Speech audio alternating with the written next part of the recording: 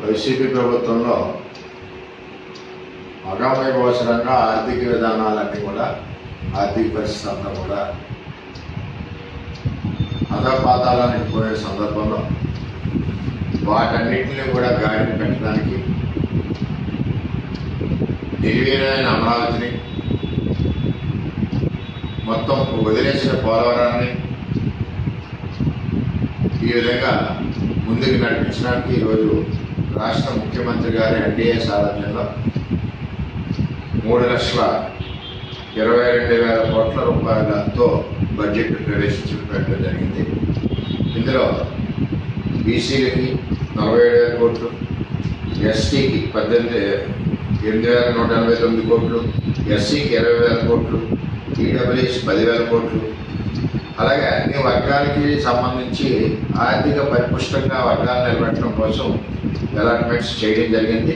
అన్ని వర్గాలను కూడా సమతుల్యం చేసుకుంటూ బడ్జెట్లో పెట్టడం జరగడం గర్వకారణం.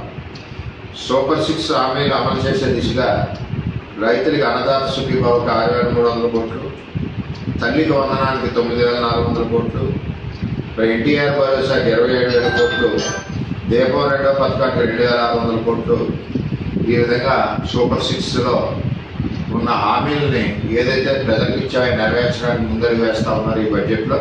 అదేవిధంగా మత్స్యకారులకు సంబంధించి 450 కోట్ల రూపాయలు మరి పెట్టడం కూడా జరిగింది.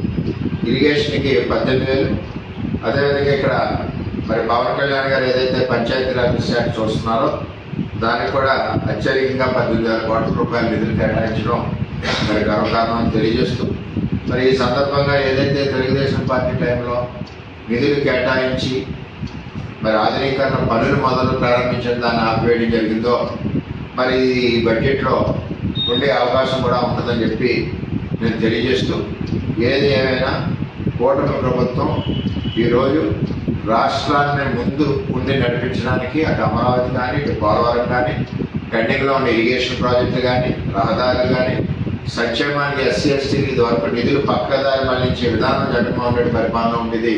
ఇప్పుడు అటువంటిది లేకుండా బీసీ వర్గాలకు కానీ, ఎస్సీ వర్గాలకు కానీ మరి అందరికీ కూడా ఎవరి నిధులు వారికి వెళ్ళే విధంగా కేంద్ర ప్రభుత్వం నుంచి వచ్చే స్కీమ్స్ కూడా ఇంప్లిమెంట్ చేసే విధంగా ఈరోజు బడ్జెట్ని రూపకల్పన చేయడం జరిగింది.